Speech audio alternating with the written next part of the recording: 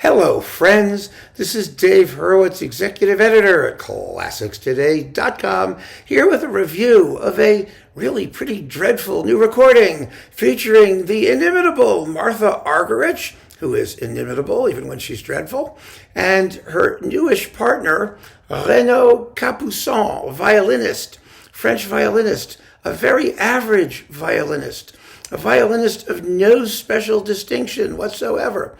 How did they get slammed together in this program? Well, let's just put it this way. They both share the same management.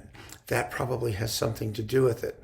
And Argerich is just, is Argerich. I mean, she doesn't like to play solo. She only wants to play with other people. So she's available. She's as generous a partner as you could possibly ask for.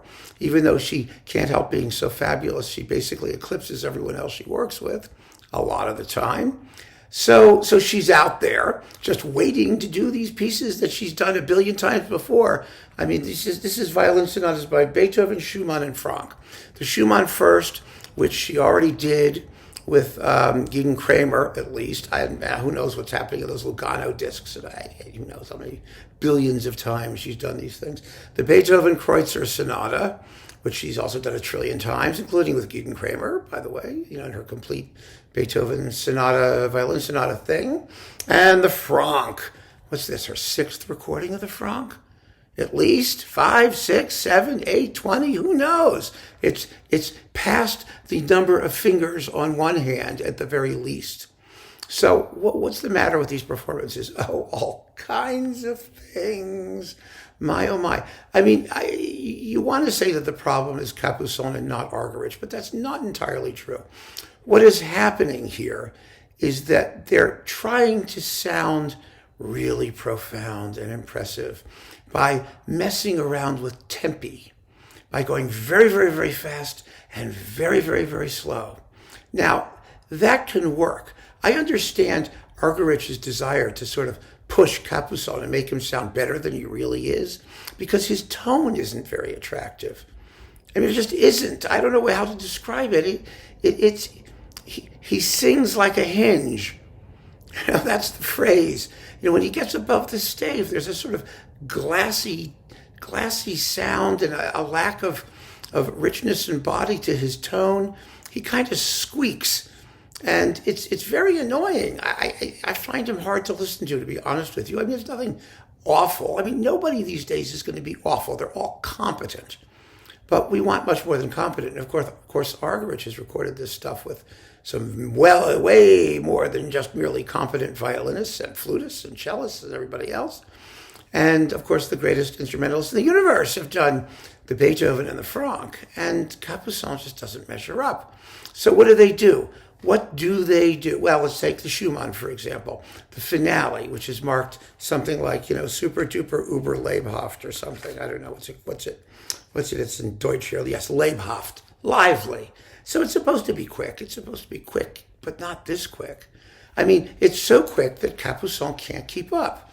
I mean, he does keep up, but he can't keep up with intelligence, with tone, with phrasing, with something interesting, It's just, and the whole performance is kind of like that, but the finale reveals that issue most plangently.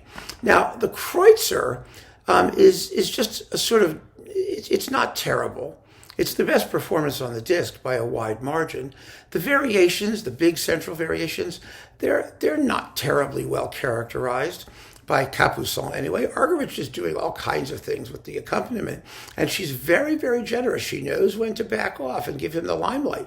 The problem is that when she backs off, what have we got? It's not terribly interesting. I mean, it's a passionate, okay performance of the Kreutzer, but, we need more than okay. And frankly, it is a violin sonata. If all you're doing is paying attention to Argerich, then you're only getting less than half the work, I think. But then there's the Franck. Oh, the Franck. Oh, God. Everybody has moments in works that they listen to particularly, right? Because they really mean something. They're special. And they sort of gauge how the work is going to go. Well, for me, it's the finale. Why is it the finale? The reason is because what comes before is this sort of hyper-expressive, hothouse chromatic musical language. It's wonderful, and you can schmooze around with it a little bit. I mean, you can be hyper romantic, and it's okay. But that tune, the opening of the finale, which is a canon between the violin and the piano, has to be played with complete innocence and simplicity, at least initially. It has to. You can't screw with it. The only thing that matters is purity of tone and perfect balance between the violin and the piano. Oh my God, that these people, it's embarrassing what they do. Talk about painting a mustache on the Mona Lisa.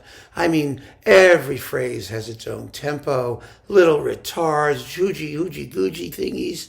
And Argerich is arpeggiating and ripping around. She sounds like she's on Valium, quite frankly.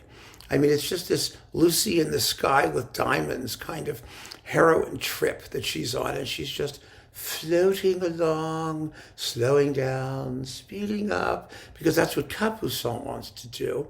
So it's da da da da da.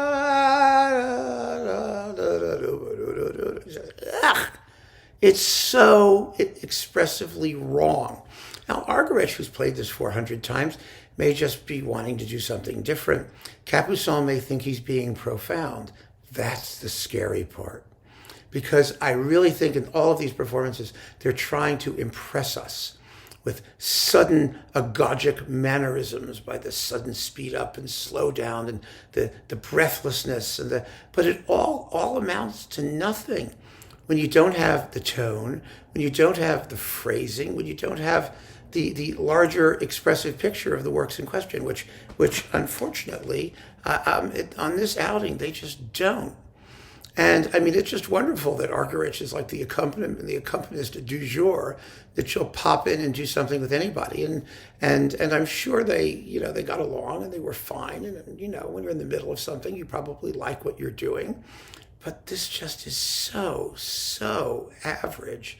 And where it tries to be different, it merely becomes annoying. And that's really an issue. So there you go. A dud. Keep on listening, friends. Thanks for joining me. Take care.